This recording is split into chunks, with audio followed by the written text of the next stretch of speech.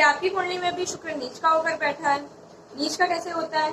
जब वर्गो साइन में यानी कन्या राशि में आपका शुक्र आ जाता है तो आपका शुक्र नीच का माना जाता है और आपकी लाइफ पे बहुत एडवर्सली प्रभाव डालता है। तो चलिए वीडियो को स्टार्ट करते हैं। It's me Aarti, welcome to my YouTube channel. And अगर आपको वीडियो अच्छी लगती है तो वीडियो को लाइक करिएगा, ऑल्सो सब्सक्राइब करिएगा ताकि ऐसी ही वीडियो आपके पास आती रहे। ऑल्सो मेरे और भी 2 चैनल्स हैं जिनको आप चेक कर सकते हैं, मैं डिस्क्रिप्शन में उनका लिंक दे दूँगी। चलिए वीडियो को स्टार्ट करते हैं। कभी भी शुक्र अगर आपका 6 नंबर राशि में बैठा हो या फिर छठे घर में बैठा हो, छठे घर में बैठा होगा तो करंट राशि हम लोग को देखनी पड़ेगी कि करंट राशि कौन सी है। या फिर अगर शुक्र 6 नंबर राशि में ही बैठा है तो कौन से हाउस में बैठा है वो बहुत इंपॉर्टेंट है। बट यस, दोनों ही कंडीशन में शुक्र चाहे छठे घर में बैठा हो या 6 नंबर राशि में बैठा हो, आपको अपनी लाइफ में काफी एडवर्सली इफेक्ट देखने को मिलेंगे शुक्र से रिलेटेड चीजों में। अब शुक्र से रिलेटेड चीजें क्या क्या है? जितनी भी खूबसूरत चीजें आपके आसपास वो सारी शुक्र से गवर्न होती है। आपकी वाइफ शुक्र से गवर्न होती है। अब ये मत बोलना कि मुझे मेरी वाइफ अच्छी नहीं लगती, ऐसा नहीं है। जो फीमेल है उसको ये बहुत ज्यादा। तो शुक्र की चीजें क्या है? जितनी भी आसपास आपकी खूबसूरत चीजें वो सारी ही शुक्र से गवर्न होती हैं। आपकी वाइफ जो है वो शुक्र से गवर्न होती है। अगर आप एक फीमेल हैं तो जितनी भी आसपास फीमेल्स हैं आपके वो सारी शुक्र से गवर्न होती हैं। शुक्र क्या है? आपके वैवाहिक जीवन को भी बहुत ज्यादा असर डालता है। भले ही आपका 7th लॉर्ड कुछ भी हो, भले ही आपका दरकार का कुछ भी हो, उससे फर्क नहीं पड़ता, बट आपकी मैरिड लाइफ में बहुत ज्यादा प्रभाव डालता है क्योंकि शुक्र जो है वो कारक है, द्वितीय भाव के भी हैं और सप्तम भाव के भी हैं। इस कारण से आपको शुक्र देखना बहुत ज्यादा जरूरी हो जाता है। और शुक्र अगर किसी की कुंडली में पीड़ित हो जाए तो फिर वो मैरिड लाइफ में सफर करता है, फाइनेंशियली सफर करता है। शुक्र अगर आपका नीच का हो गया या 6 नंबर राशि में बैठा है, मैं बोलूं, या फिर छठे घर में बैठा है, तो आप देखेंगे कि आपके पास पैसा या तो बिल्कुल आएगा नहीं, और अगर आएगा तो टिकेगा नहीं, खर्च जल्दी हो जाएगा। मतलब पैसा इधर से आया इधर से निकल गया, या फिर बिल्कुल आ ही नहीं रहा है पैसा, ऐसा होगा। शुक्र अगर आपका नीच का हो जाएगा तो यहाँ पर आपके कैरेक्टर में थोड़ी सी समस्या आने की संभावना है।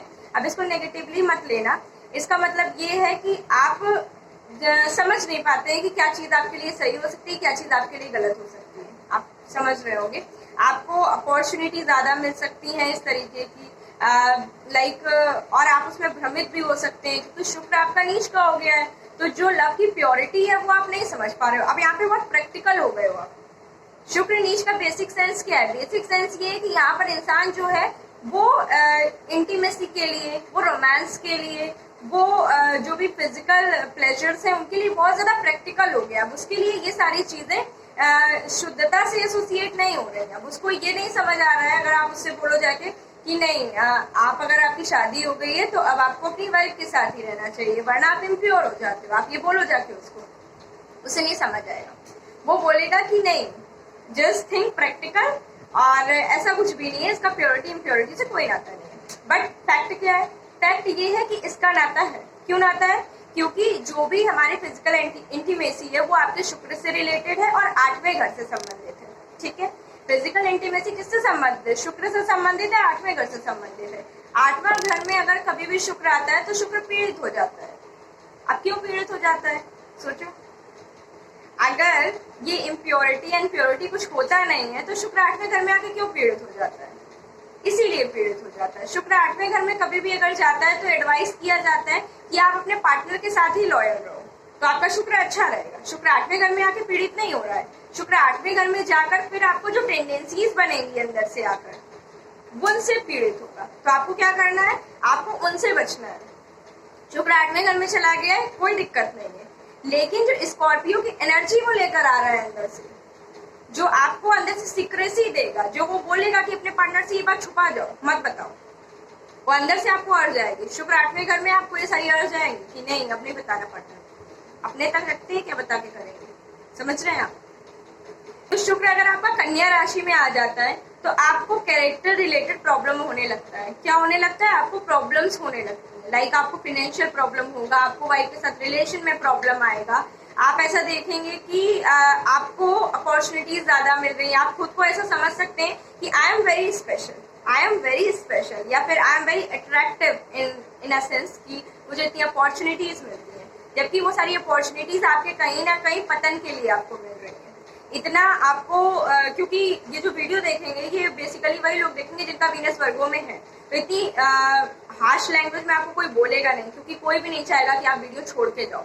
बट मुझे क्या है, मुझे आपको सच बताना है। तो वीनस अगर आपका वर्गों में जा रहा है तो आपको ऐसी चीजें मिलेंगी जो आपके पतन की तरफ आपको लेके जाएंगी, और आपको अच्छा लगेगा वो स्टार्टिंग में। आपको अच्छा ना लगे इसलिए मैं ये वीडियो बना रही हूँ, और अगर अच्छा लग रहा है तो आप समझ जाए कि वो आपके आगे आने वाले टाइम के लिए अच्छा नहीं है। वीनस वर्गों में, वीनस 8वें घर में अगर चला गया तो आपको अपने कैरेक्टर को बहुत संभाल के रखने की जरूरत है। वीनस 6ठे घर में है, कैरेक्टर को संभाल के रखो, क्योंकि अब क्या है, अब आपका दिमाग आपके काबू में नहीं रहेगा, आपको अपॉर्चुनिटी ज्यादा मिलेंगी। अब आपको लगेगा कि आप स्पेशल हो, आपको लगेगा कि आप जा रहे हो, आपका फ्रेंड जा रहा है, आपके फ्रेंड को कोई अप्रोच नहीं कर रहा है, उसका शुक्र अच्छा है इसलिए उसको नहीं कर रहा है, आपका शुक्र खराब है इसलिए आपको लोग अप्रोच कर रहे हैं। समझ रहे हो, ये चीज है। तो ये मत समझो। आपको क्या करना है, बस आपको ये ध्यान देना है कि आपको अपने शुक्र को कैसे बेटर करना है। शुक्र को बेटर करोगे तो आपकी फाइनेंशियल स्टेटस अच्छा रहेगा, आपकी मैरिड लाइफ अच्छी रहेगी, आपका लगभग सब कुछ अच्छा रहेगा। ठीक है, तो ये कुछ मैं बताना चाहती थी। मिलते हैं नए वीडियो में, तब तक के लिए thank you so much. Bye bye.